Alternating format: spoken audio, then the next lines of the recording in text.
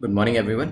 Current affairs जो MCQ की series में 3 अक्टूबर पे हम पहुंच चुके हैं। आई होप आपकी तैयारी अच्छी चल रही होगी and all the best for the people जो कि अभी 4 अक्टूबर को मतलब कल ही एग्जाम देने के लिए जा रहे हैं। This is brief introduction about me. My name is Prince Luthra, all India rank 577 from UPSC CSE 2014 batch. और शुरू करेंगे यहाँ पर वेरियस टॉपिक्स जो हम डिस्कस करने वाले हैं। जो लास्ट टाइम सितंबर के जो करंट अफेयर्स हैं उसको प्लीज़ रिवाइज कर लीजिएगा ताकि जब तक एग्जाम आए तब तक जो करंट अफेयर्स हैं एटलीस्ट उसकी तैयारी आपकी अच्छे से हो जाए। तो यहाँ पे नमामि गंगे प्रोग्राम के बारे में डिस्कस करेंगे, गंगा अवलोकन क्या है इसको देखेंगे, देन हड़प्पन सिविलाइजेशन को देखते हुए डेनमार्क के बारे में क्वेश्चन डिस्कस करेंगे। एक एमसीक्यू ग्रीन स्ट्रेटेजिक पार्टनरशिप को लेकर है, then partnership for maternal newborn and child health को लेकर भी यहाँ पे आर्टिकल दिया था, इसको डिस्कस करेंगे। कॉन्गो फीवर के बारे में डिस्कशन करेंगे, देन एमनेस्टी इंटरनेशनल के ऊपर एमसीक्यूज को डिस्कस करते हुए यूएई के स्पेस एक्सप्लोरेशन के बारे में देखेंगे। फाइनली रेडियो पाठशाला के बारे में डिस्कस करेंगे। शुरुआत करते हैं कोटेशन के साथ। डू और do not, they is know try. Star war से ये ली गई है कोटेशन और इसे यूपीएससी के अंदर कैसे अप्लाई करेंगे। देखिए ये आपकी जो अप्रोच है यूपीएससी की प्रिपरेशन के अंदर वो भी एग्जैक्टली यही होनी चाहिए कि या तो अगर आप यूपीएससी की तैयारी कर रहे हैं तो अपना फिर आप 100% दीजिए और ये कहिए कि यहाँ पे मेरे को ये करना ही है। मैं ट्राई नहीं कर रहा हूँ, मैं ये नहीं कह रहा हूँ कि 2020 में ट्राई करूंगा होगा ठीक है, नहीं तो फिर मैं नहीं करूंगा, या मैं एक अटेम्प्ट दूंगा होगा तो ठीक है नहीं तो नहीं करूंगा, या फिर मैं किसी और सर्विस में एक्सेप्ट कर लूंगा अपने आप को, कहीं ना कहीं सेटल हो जाऊंगा, या फिर 2 या 3 अटेम्प्ट दे के देखता हूँ या देखती हूँ और नहीं होगा तो फिर मैं मैरिज करके आगे बढ़ जाऊंगी लाइफ में या आगे बढ़ जाऊंगा लाइफ में। ये नहीं होना चाहिए। जब भी आप ट्राई कहते हैं ना किसी चीज को, it means you are not giving your 100%। Unconsciously psychologically ये प्रूवन है, अनकॉन्शियसली आप अपना 100% नहीं देते क्योंकि इस ट्राई की वजह से आप अपने आप को एक ऑप्शन दे रहे हैं कि नहीं भी होगा तो चलेगा। तो यहां पे ट्राई नहीं होना चाहिए। तो शुरुआत ही मत करिए इसकी प्रिपरेशन करने की, छोड़ दीजिए, मत करिए, कुछ और करिए। लेकिन अगर आप कर रहे हैं then you have to be 100% sure कि मैं अपना 100% इसमें दूंगा। और जब आप 100% अपना देते हैं तो ऐसा हो ही नहीं सकता है कि एग्जाम, ये यूपीएससी का एग्जाम क्या, लाइफ का कोई भी एग्जाम ऐसा नहीं है जो आपका क्रैक ना हो। सो अपना 100% दीजिए, चॉइस करिए कि आपको करना है या नहीं करना है। ट्राई जो ये बीच का ऑप्शन होता है इसको छोड़ दीजिए। जो टेलीग्राम का लिंक है वहां पर आपको इस पर्टिकुलर लेक्चर की पीडीएफ मिल जाएगी और आप मुझसे कांटेक्ट भी कर सकते हैं अगर आपका कोई डाउट है। इसका जो पर्टिकुलर लिंक है वो नीचे डिस्क्रिप्शन में आपको मिल जाएगा। मार्किंग स्कीम आपको 6 या 6 से ज्यादा क्वेश्चन को ठीक करना है to be in the safe zone. Less than 6 भी अगर आपका स्कोर आता है तो आप इसे दोबारा से अटेम्प्ट कर लीजिएगा ताकि आपकी रिविजन भी हो जाए। और एक्सप्लेनेशन को बिल्कुल ध्यान से सुनिएगा सेकंड टाइम अराउंड तो खास तौर पे। चलिए पहले क्वेश्चन पे चलते हैं। First question talks about Namami Gange programme. तो क्वेश्चन 3 स्टेटमेंट्स आपको देता है और पूछता है कि कौन सी स्टेटमेंट आपकी करेक्ट है, कौन सा कथन सही है। पहली स्टेटमेंट कहती है it is an integrated conservation mission. ये एक इंटीग्रेटेड कंजर्वेशन मिशन है, हो सकता है। Prime minister has inaugurated 6 mega projects in Uttarakhand. तो प्राइम मिनिस्टर ने 6 मेगा प्रोजेक्ट्स उत्तराखंड के अंदर अभी लॉन्च करे हैं। Haridwar Rishikesh zone contributes about 80% waste water load into the river Ganga. तो यहाँ पे 80% रिवर गंगा के अंदर जो वेस्ट वाटर आता है वो हरिद्वार ऋषिकेश जोन से आता है। सोचिए फिर इसको डिस्कस करेंगे। सोचिए डिस्कस करते हैं फिर इसको। चलिए, तो प्राइम मिनिस्टर ने रिसेंटली इनॉग्रेट करे हैं 6 मेगा प्रोजेक्ट्स। कहां पर? उत्तराखंड के अंदर under the Namami Gange mission. और इन प्रोजेक्ट्स को हाइब्रिड एन्युटी मॉडल जिसे शॉर्ट में हैम कहा जाता है उसके अंतर्गत स्टार्ट किया गया। इसमें होगा क्या, देखिए इसके अंदर जो प्रोजेक्ट की कॉस्ट होगी अपफ्रंट 40% गवर्नमेंट के द्वारा दी जाएगी। ठीक है, ये प्रोजेक्ट की कॉस्ट होगी to develop to start the work and remaining 60% जो होगी वो प्राइवेट पार्टी बियर करेगी। तो ये 40-60 का जो रेशियो है ये ध्यान रखिएगा। अब बात करते हैं it is an integrated conservation mission. तो yes it is an integrated conservation mission और यहां पे प्राइम मिनिस्टर ने 6 मेगा उत्तराखंड के अंदर प्रोजेक्ट्स को लॉन्च भी किया, बिल्कुल ठीक है। और साथ में ही हरिद्वार ऋषिकेश जो है वो 80% जो आपका वेस्ट वाटर होता है रिवर गंगा में डालने के लिए रिस्पॉन्सिबल भी है। आंसर तो आपका हो गया सी। लेकिन आपको ये जो 6 जगह पर ये प्रोजेक्ट्स लॉन्च किए गए हैं उसके बारे में जानकारी होना काफी जरूरी है। तो these 6 mega project of sewage treatment plants STP जो है वो कंस्ट्रक्ट करे जा रहे हैं हरिद्वार के अंदर, ऋषिकेश के अंदर, मुनि की रेती, चोर पानी एंड बद्रीनाथ। यहां पे ये इंपॉर्टेंट लोकेशंस आपको पता होनी चाहिए। मेंस के अंदर लिखनी पड़ सकती है इनमें से 1 या 2 जगह आपको जब भी इस पर्टिकुलर टॉपिक के ऊपर क्वेश्चन पूछा जाता है। चलते हैं नेक्स्ट क्वेश्चन के ऊपर। व्हाट इज गंगा अवलोकन? गंगा अवलोकन क्या है पूछा गया। क्या ये किसी तरीके का म्यूजियम है, गंगा प्रोजेक्ट है, गंगा हाइड्रो इलेक्ट्रिक प्रोजेक्ट है, या फिर कोई गंगा डैम है? सोचिए फिर डिस्कस करते हैं। चलिए डिस्कस करते हैं। तो गंगा अवलोकन क्या है, आपने न्यूज में पढ़ा होगा, इट्स द म्यूजियम है ये। इसमें बेसिकली होगा क्या, गंगा अवलोकन जो है हमारा पहला म्यूजियम है जो कि गंगा के लिए इनॉग्रेट किया गया। म्यूजियम जो है डेडिकेट किया गया to showcase the culture, biodiversity and rejuvenation activities जो कि गंगा रिवर के अंदर करी जाती हैं। लोकेट कहां पर करता है ये, चांदी घाट। कहां पे है ये, हरिद्वार के अंदर लोकेट करता है। तो हमारा आंसर क्या होगा, ए। स्ट्रेट अवे इस तरीके से क्वेश्चन पूछा जा सकता है, गंगा अवलोकन क्या है, दिस इज अवलोकन। तो गंगा अवलोकन क्या है पूछा जा सकता है आपसे एग्जाम के अंदर। चलते हैं नेक्स्ट क्वेश्चन के ऊपर। तो गंगा अवलोकन के अंदर this will inform the visitors कि गंगा कंजर्वेशन की जरूरत क्या है। तो विजिटर्स को बताएगा कि गंगा कंजर्वेशन क्यों किया जाना चाहिए। इसमें होगा क्या, जो जर्नी है रिवर गंगा की उसके बारे में, उसकी हिस्ट्री के बारे में, बायोडाइवर्सिटी के बारे में, इसके कल्चरल पर्सपेक्टिव के बारे में और रेजुविनेशन एफर्ट्स के बारे में भी बताया जाएगा। चांदी घाट जो है वो बेसिकली रिवर फ्रंट 0.7 किलोमीटर, इसको भी यहाँ पे डेवलप किया गया और म्यूरल्स और फेसलिफ्ट जो है इस तरीके की एक्टिविटीज को भी यहाँ पे परफॉर्म किया गया। पीएम ने इनोग्रेट किया है project worth 521 crore under Namami Gange programme. चलते हैं नेक्स्ट क्वेश्चन के ऊपर जो कि हड़प्पन सिविलाइजेशन के ऊपर है। पूछा गया हड़प्पन सिविलाइजेशन को लेकर कौन सी स्टेटमेंट आपकी करेक्ट है। पहली कहती है it flourished around 3500 BCE in the western part of south Asia. South Asia के वेस्टर्न पार्ट में 3500 BCE में इसने फ्लोरिश होना शुरू किया था। It was home to the largest of the 4 ancient urban civilization. तो ये किसका घर था, it was the home of 4 उस वक्त अर्बन सिविलाइजेशन हुआ करती थी एंशियंट, उसमें से एक ये थी। It was a trade based civilization which had overseas trade links with Mesopotamia. तो ये जो पर्टिकुलर सिविलाइजेशन थी हड़प्पन सिविलाइजेशन, ये एक ट्रेड बेस्ड सिविलाइजेशन थी जिसके ट्रेड लिंक्स किसके साथ थे, मेसोपोटामिया के साथ। सोचिए इसका आंसर और फिर इसको मैप के ऊपर भी हम देखेंगे। चलिए डिस्कस करते हैं इसको। तो बेसिकली हुआ क्या है, इंडियन स्टडी सेंटर ट्रस्ट उसने क्या किया, उसने कोलैबोरेशन किया है directorate of archaeology and museum के साथ महाराष्ट्र के, और यहां पे ऑर्गेनाइज किया जा रहा है, क्या ऑर्गेनाइज किया जा रहा है, 10 दिन का एक ऑनलाइन लेक्चर सीरीज जो है वो 5 अक्टूबर से स्टार्ट करी जा रही है। इसमें होगा क्या, बेसिकली जो इंडस वैली सिविलाइजेशन है जिसको हड़प्पन सिविलाइजेशन भी कहा जाता है, उसके ऊपर पूरा यहाँ पे जो एक्सप्लोरेशन है उसके बारे में जो नॉलेज होती है वो शेयर करी जाएगी। इंडियन स्टडी सेंटर जो है इसका जो फोकस एरिया है वो आर्कियोलॉजी, जियोलॉजी और बायोडाइवर्सिटी है। हड़प्पन सिविलाइजेशन की अगर बात करें तो इंडस वैली सिविलाइजेशन के तौर पर इसे जाना जाता है और इसको यहाँ पे बताया जाता है कि ये फ्लोरिश होना शुरू हुई थी 2500 before common era, that is BCE के अंदर, ना कि 3500। एनसीईआरटी की 6th क्लास की बुक पढ़ेंगे तो उसी के अंदर ये चीज दी गई है, भूलने वाला ये साल नहीं है। तो इसलिए पहली स्टेटमेंट इनकरेक्ट हो जाती है। बी और डी को एकदम से आप एलिमिनेट करिए। देखिए आप प्रीलिम्स आप देने जा रहे हैं तो वहां पर भी आप ऐसे ही करेंगे कि जैसे ही एक स्टेटमेंट आपने इनकरेक्ट करी या करेक्ट करी तो वहां पे ऑप्शंस को आप एलिमिनेट करना शुरू कर देंगे। क्या ये होम था largest of 4 ancient urban civilization को, तो यस, उस टाइम पर 4 मेजर सिविलाइजेशन हुआ करती थी। एक थी इजिप्ट की सिविलाइजेशन, मेसोपोटामिया, फिर थी इंडिया की Indus valley civilization and China. ठीक है, तो सेकंड स्टेटमेंट हमारी करेक्ट हो जाती है। क्या हमारे मेसोपोटामिया के साथ ट्रेड लिंक्स थे, 6th क्लास की या 7th क्लास की एनसीईआरटी दोनों में ही दिया गया है कि हमारी जो सील्स होती थी जो कि बिजनेस या ट्रेड करने के लिए यूज करी जाती थी वो सील्स मेसोपोटामिया के अंदर पाई गई हैं। तो इससे ये पता चलता है कि मेसोपोटामिया के साथ हमारे ट्रेड लिंक्स थे। तो तीसरी स्टेटमेंट भी आपकी यहां पर करेक्ट हो जाएगी। ठीक है, तो it was largest of the 4 ancient urban civilization. तो लार्जेस्ट थी चारों के अंदर में से, चाहे वो इजिप्ट हो, मेसोपोटामिया हो या चाइना हो।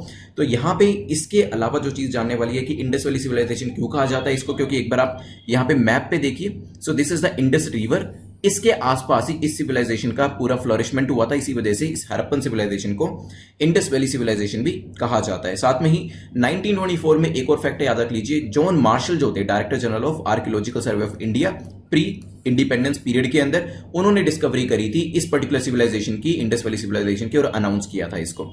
चलिए, तो यहां पे हमारा आंसर क्या हो जाएगा, answer will be C. Second और थर्ड स्टेटमेंट हमारी करेक्ट है, पहली स्टेटमेंट हमारी इनकरेक्ट है। इसकी जो इंपॉर्टेंट साइट्स है उसके मैप को भी आप ध्यान से देखिएगा। चलते हैं नेक्स्ट क्वेश्चन के ऊपर। क्वेश्चन नंबर 4 जो है डेनमार्क के बारे में पूछा गया, which of the following country is are neighbouring countries of Denmark. Denmark की नेबरिंग कंट्रीज की लोकेशन के बारे में पूछा है कि क्या स्वीडन इसके नॉर्थ में फॉल करता है, नॉर्वे इसके ईस्ट में फॉल करता है, यूके इसके वेस्ट में फॉल करता है। यहाँ पे डेनमार्क न्यूज में था, इस वजह से इसके ऊपर क्वेश्चन बनाया गया। ज्योग्राफी रिलेटेड क्वेश्चन है, मैप रिलेटेड क्वेश्चन है। सोचिए फिर इसको डिस्कस करेंगे और मैप पे देखेंगे भी। चलिए, तो डेनमार्क के ऊपर क्वेश्चन इसलिए बनाया गया क्योंकि रिसेंटली इंडिया और डेनमार्क ने एक green strategic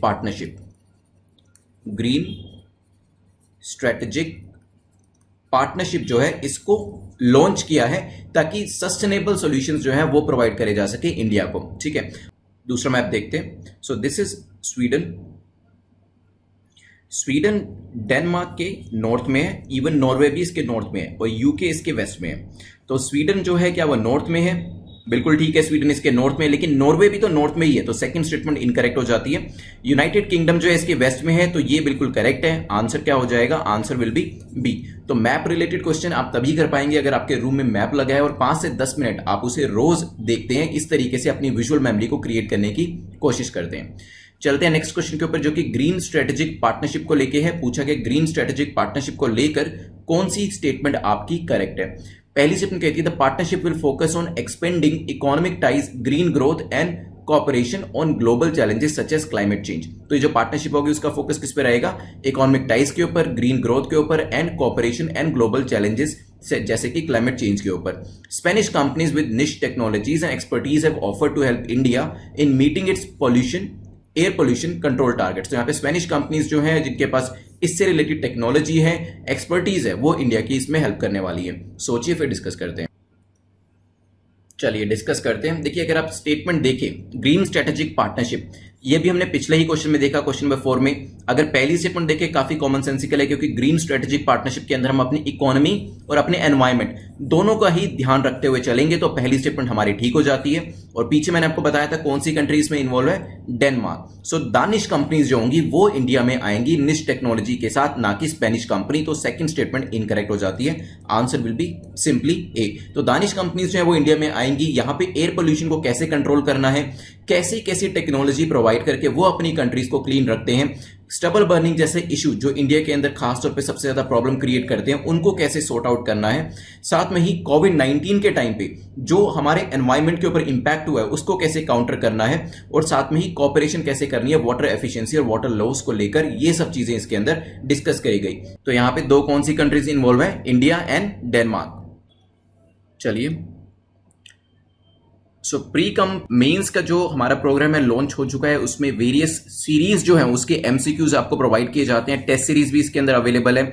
mains answer writing की जो प्रैक्टिस है वो भी इसके अंदर अवेलेबल है। इसको आप नीचे डिस्क्रिप्शन में लिंक दिया गया है, वहां से चेकआउट कर सकते हैं, या फिर exam.netmark.com से इसके ऊपर जा सकते हैं। इसके अलावा अगर आप अनअकैडमी का सब्सक्रिप्शन लेते हैं तो PL10 कोड को यूज करिएगा, which is my code. When you use this code आपको 10% डिस्काउंट मिलेगा, और साथ में मुझे नोटिफिकेशन मिल जाएगा कि आपने इस कोड को यूज किए।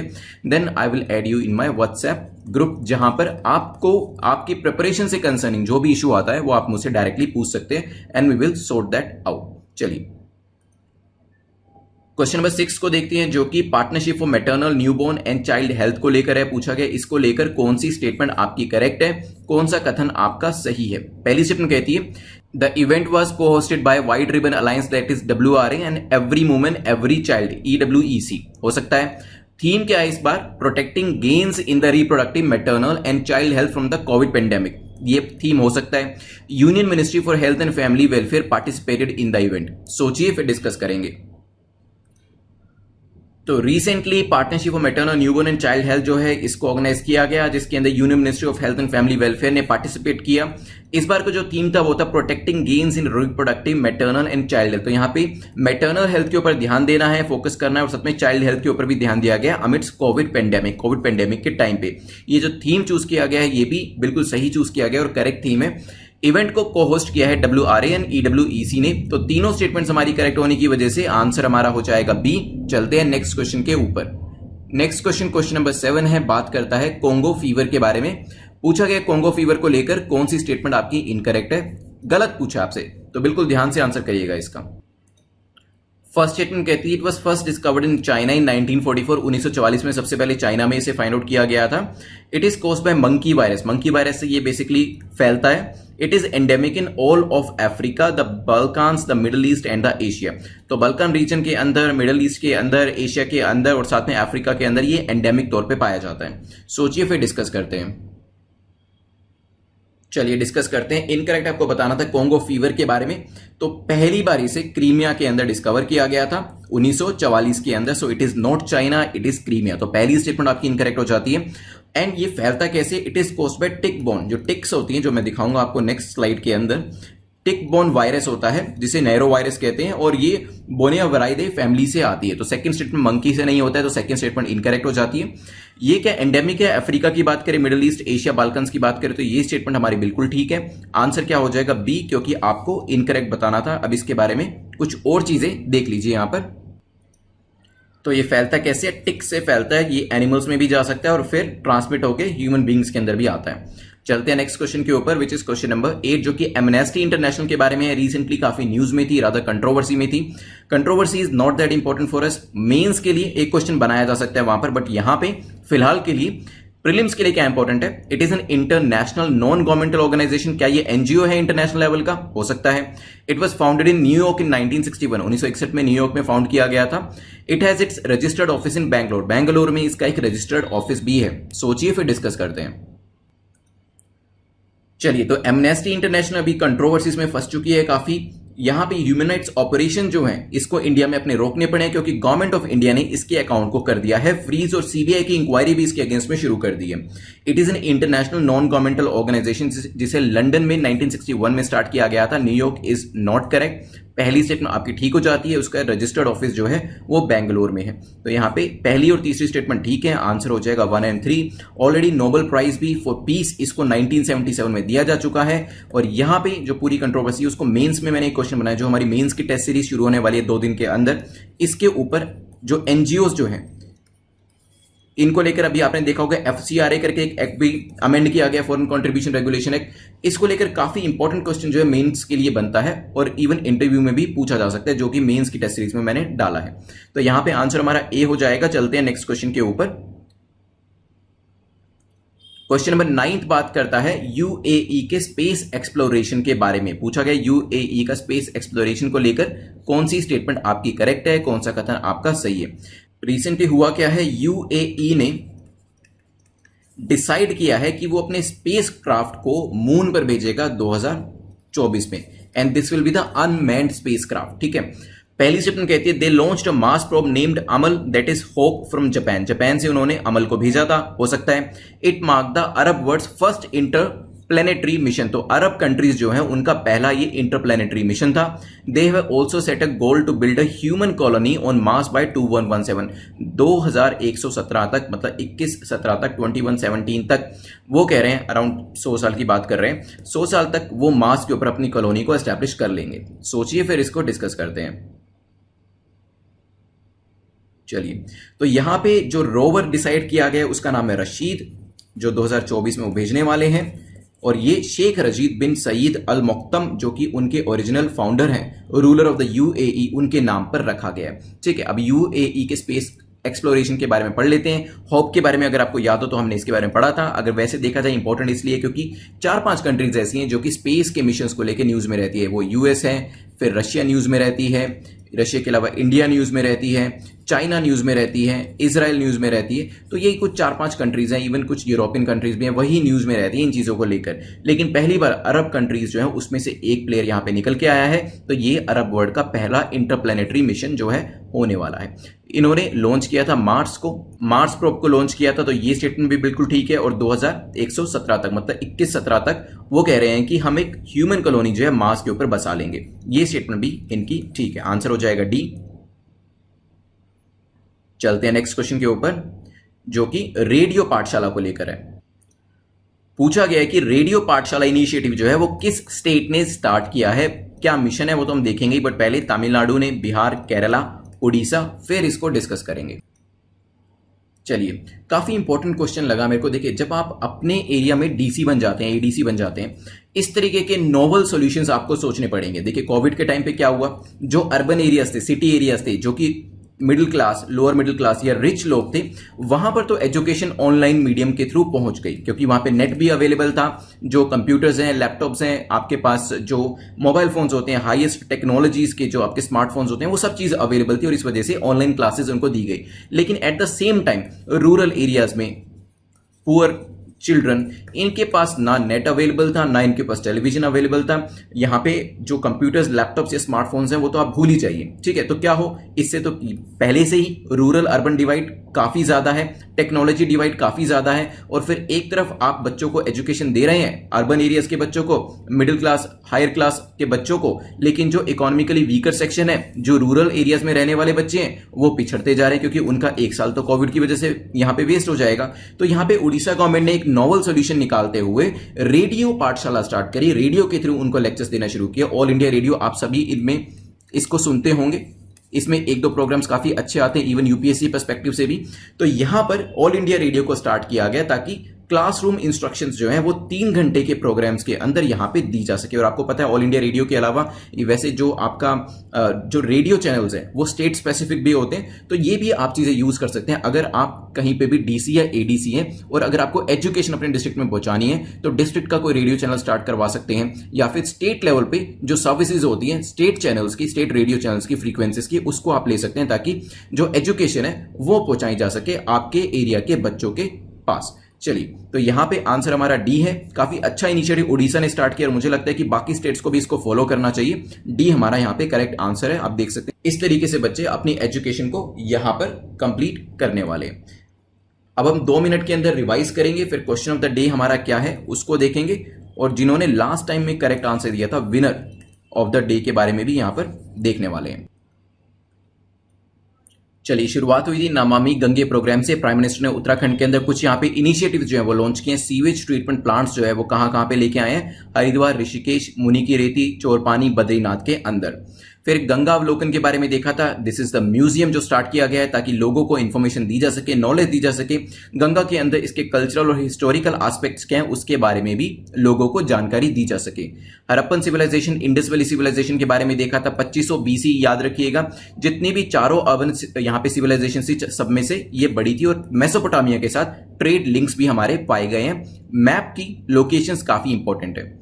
फिर हमने डेनमार्क के बारे में देखा था। इसकी लोकेशन जो है ऊपर इसके नॉर्वे और स्वीडन है, फिनलैंड भी नॉर्थन डायरेक्शन में है, यूके इसके वेस्ट में है, बेलारूस और पोलैंड इसके ईस्टर्न और साउथ ईस्टर्न डायरेक्शन में है। फिर हमने ग्रीन स्ट्रेटेजिक पार्टनरशिप के बारे में देखा था। तो ऑफकोर्स यहाँ पे दानिश कंपनीज जो है वो इंडिया में आने वाली हैं, स्टबल बर्निंग जैसी प्रॉब्लम्स को सोल्व करेंगे। साथ में एनवायरमेंट रिलेटेड और जो दूसरी प्रॉब्लम्स होती हैं उनको भी यहाँ पे सोल्व करने की कोशिश करी जाएगी।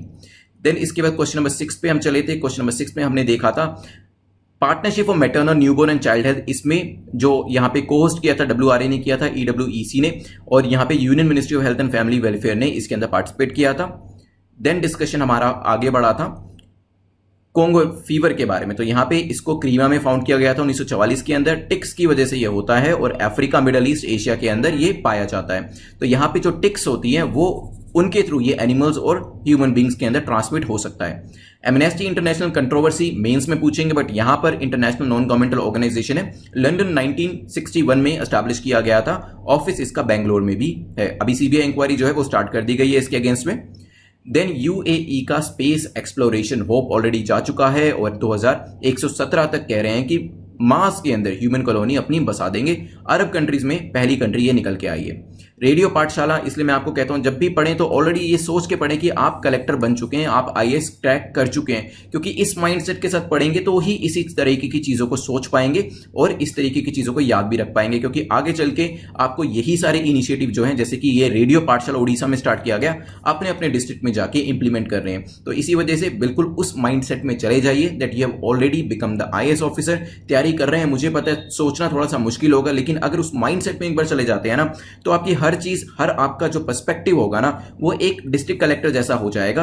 आपको एग्जाम क्रैक करने में भी ये इजी रहेगा, आपको काफी हेल्प करेगा ये जो माइंडसेट होगा। और बाद में जब आपको डिस्ट्रिक्ट संभालने के लिए मिलता है वहां पर भी आपको काफी हेल्प मिलने वाली है, क्योंकि जब आपके बैचमेट्स को 1 साल हुआ होगा डिस्ट्रिक्ट संभालते संभालते, आप तो उस माइंडसेट में पिछले 3-4 सालों से होंगे और वो चीज आपकी डेफिनेटली हेल्प करेगी। तो यहां पे रिवीजन हमारी कंप्लीट होती है। जो क्वेश्चन का आंसर आपको करना है वो है where was the sandalwood spike disease first reported. तो ये जो सैंडलवुड स्पाइक डिसीज जो है वो सबसे पहले कहां पर रिपोर्ट करी गई थी। लास्ट टाइम जो क्वेश्चन पूछा था ओनली स्टडी ने उसका करेक्ट आंसर किया। तो आप मुझे netmockprep@gmail.com पे मेल करके बता दीजिएगा कि आपको जो पीडीएफ चाहिए वो हिंदी में चाहिए या इंग्लिश में। कमेंट सेक्शन में मार्क्स काफी सारे लोग नहीं लिख रहे हैं, प्लीज इसे लिखना शुरू करिए दोबारा से, क्योंकि यही चीज आपकी इंप्रूव होने वाली है बहुत जल्दी।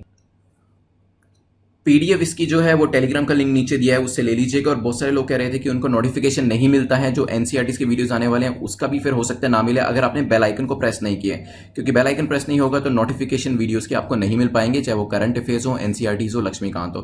तो बेल आइकन को प्रेस कर दीजिएगा, नोटिफिकेशन फॉर नेट मॉक आप ऑन कर दीजिएगा, उससे आपको सारे वीडियोस के नोटिफिकेशन टाइम टू टाइम मिलते रहेंगे। Thanks for watching, see you tomorrow.